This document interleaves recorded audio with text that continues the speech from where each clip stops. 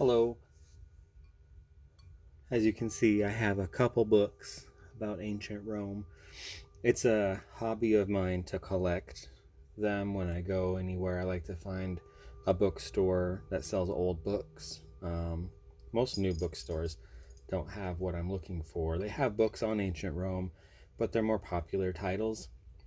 And the thing I like about collecting all of these books is I like specific topics.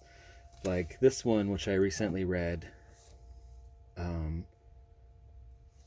is about Roman Arabia, the Middle East in Roman times, which was really fascinating to learn about the people that were there before the Romans got there, and uh, and then what happened afterwards, where they left off. Then let's see, like this book, I haven't even read, but it's old. This book is 100 years old, and I just like it. It's pretty, so obviously you can judge a book by its cover just for fun.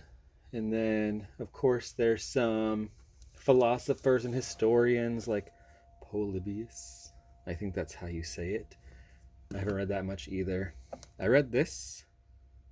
This was fun. I just posted about it being more like a TED Talk. And I like the Roman Republic.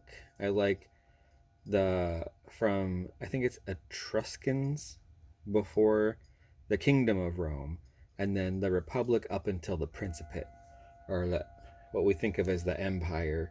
I like the stuff in between where it was a republic, consuls and proconsuls and magistrates and tribunes. And um, if anybody's ever watched HBO's Rome, they do a really good job of squeezing the end of that into a couple seasons of really good TV.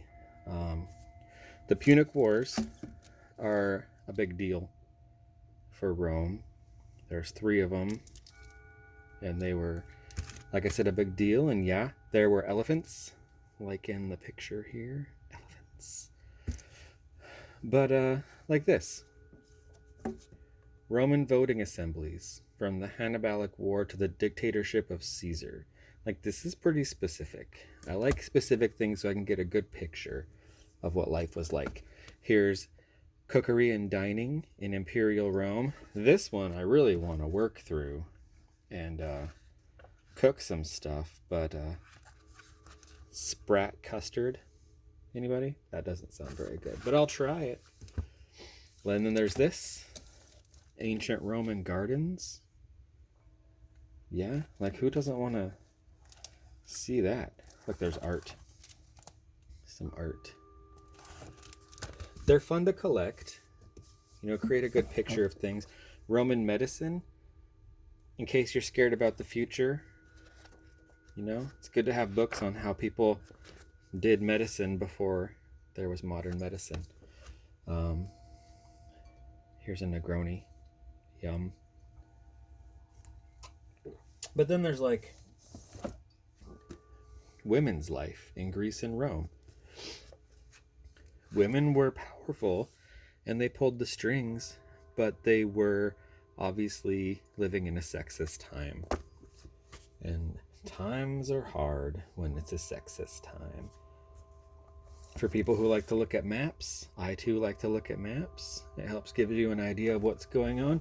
And then, for example, if you were going to go on vacation and go to ancient Rome, there's a handbook for life in ancient Rome. So my goal is to read all of these, as I get old. And maybe before I even get there, I'll finish with this guy, Old Age in the Roman World. Because some people lived in their 70s and 80s. Probably most people didn't. They lived until their 40s, which I'm pushing on, and I'll admit I'm a little nervous. Excuse my slurp. This was a fun book. This gave me a good rundown. And so I got my interest in this a long time ago, playing an online multiplayer role-play game called Roman Legion. And we would write stories about ancient Rome. You signed up, you got a character, you got money, you participated in a marketplace, and then you role played with the game masters and other players. And over the years, I made friends and wrote really good stories. And then I ended up becoming a GM. I don't know if you call it a game master. I wasn't much of a gamer, but this was writing, this was stories. And then, of course, I got to research and learn a bunch of stuff. And so, like, let's see, here's a book on Roman Republican Legionary. So I got this because I needed to know how to accurately write about soldiers. And then this is still pretty relevant today. But elections and engineering in Rome, the late Republic. I mean, we're still doing that today, aren't we? And so I still talk to people from the game, and I still think of stories, and I like to read fiction too. Like, it's not all hardcore research, and these are ancient Greece, but still some Mediterranean. Mary Renault, she's pretty fun, actually. And then, of course, there's just your compendiums like you get from Barnes and Noble, the fun things like scandalous gossip, bawdy jokes, and peculiar facts, stuff like that. And then, I mean, maybe you're in the mood and you just want to like read some poetry. I'm not usually in the mood for Roman poetry. It doesn't really flow very well for me. But so, I mean, my collection is pretty big. There's probably 100 books, and I haven't read them all, but I want to. Roman society. To give you an idea, because, what if we get reincarnated back and forward in time? What if I end up in ancient Rome? I don't really think that, but it's fascinating to me that they had a whole empire, spanned the whole Mediterranean, up into England and over into Turkey and pushing pretty close to India, and the Egypt, and they made the Mediterranean a Roman lake. So, I mean, there's some incredible feats that happened all those years ago, and there's a lot of books about it. And they're easy to find books on the Empire, the Principate. Harder to find on the Republic, which is why it's a challenge for me to collect them when I go about. I like to take a look and see what I can find. I don't want just general books on the topic, but if I could find something specific, then that would be really good. And I'll think about buying it. Chances are I will. So I hope that you share an interest in this, and